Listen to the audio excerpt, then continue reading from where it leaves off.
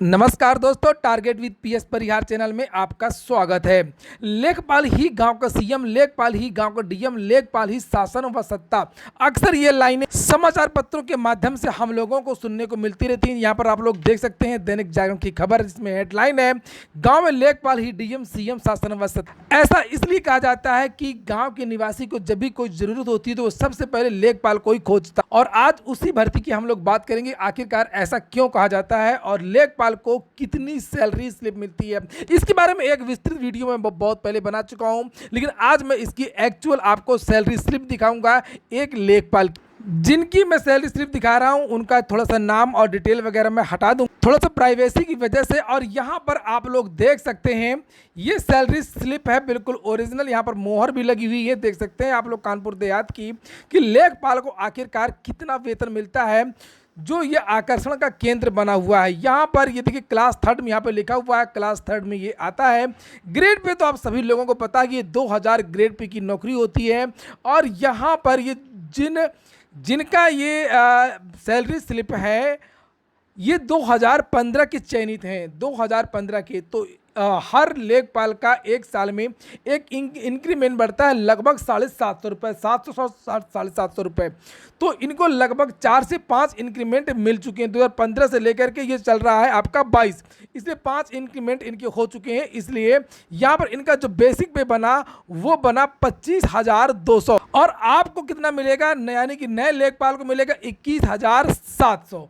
और इसी तरीके से ये, चूंकि जो मैं अभी आपको दिखा रहा था 25,200, उनके 5 बार इंक्रीमेंट उनका बढ़ चुका है।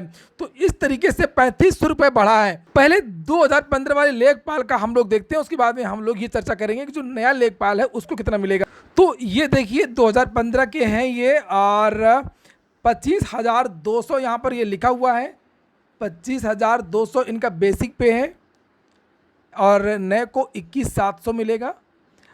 एडिशनल पे 100 ये भत्ता, डीए ये 42 84 4,200। लेकिन ये हम लोग लास्ट के देखेंगे अगस्त 2021 वाला 7,056।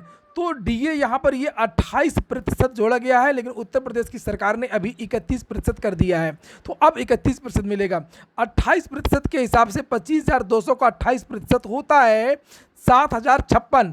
इनको आप दोनों को जोड़ देंगे, और यहाँ पर एचआरए है। जो छोटे शहर में होते हैं वहाँ पर 800 मिलता है, जो बड़े शहर होते हैं वहाँ पर 1200 मिलता है, 1200 मिलता है। तो ये छोटे शहर ज़्यादातर सामान 800 ही मिलता है। तो 800 रुपये हाउस रेंट मिलता है, और कुछ अन्य भत्ते जैसे स्टेशनरी के यहाँ पर लिखा हुआ 100 रुपये स्टेशनरी का मिलता है, और 200 रुपये यहाँ पर कुछ अन्य भत्ते हैं। और वास्तव में जो ये 200 रुपये ये वाहन भत्ता है, याद रखिएगा ये वाहन भत्ता है। साइकिल पहले चलाना अनिवार्य योग्यता मानी जाती थी, अब तो ये रहता है कि हाँ भाई साइकिल चलाना आना चाहिए, लेकिन कोई भी लेखपाल अब साइकिल से चलता नहीं है। इस भत्ते की बढ़ाने की बातचीत चल रही है, लेखपाल संघ इसकी बारे में आवाज़ उठा रहा है। तो ये वाहन भत्ता है 200 रुपये, और स्टेशनरी भत्ता 100 रुपये। इस तरीके से कुल मिलाकर के अगर आप 25,200, 100 रुपये ये अलग से, 7,000 ये डीए हो गया, 800 रुपये मकान का किराया हुआ, 200 रुपये आपका वाहन भत्ता, 100 रुपये स्टेशनरी, टोटल 33,456 रुपये। और उसके बाद में जो न्यू पेंशन स्कीम है उसमें आपकी जो सैलरी है वो कटती है 10%। ये 3,200 कट गया।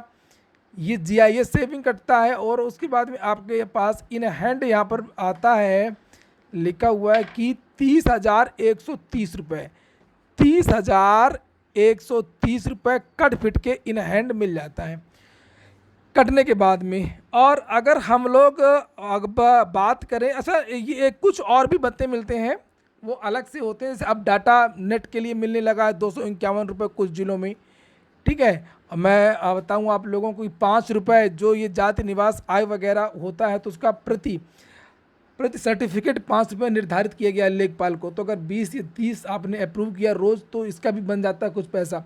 तो वो भी है, कुछ एडिशनल है। कुछ वार्षिक भत्ते होते हैं क्रॉप कटिंग की, 1 साल में होता है क्रॉप कटिंग, जाना पड़ता है, गांव में करवाना पड़ता है, तो इसके भी भत्ते रहते हैं, तो वो अलग होता है। तो खैर उतने खर्चे भी हो जाते हैं।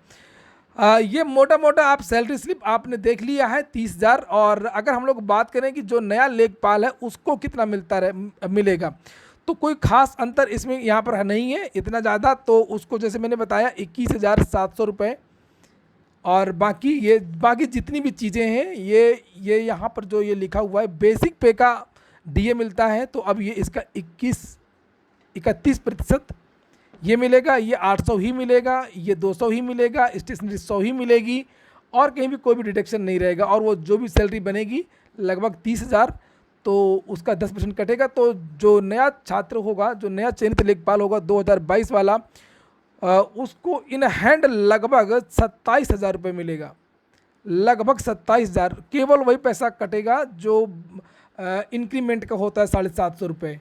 तो 5 इंक्रीमेंट उनकी हो चुकी हैं, लगभग 3500 4,000। तो वो इंक्रीमेंट के अलावा बाकी सारी की सारी चीज़ें नए लेखपाल को मिलेंगी।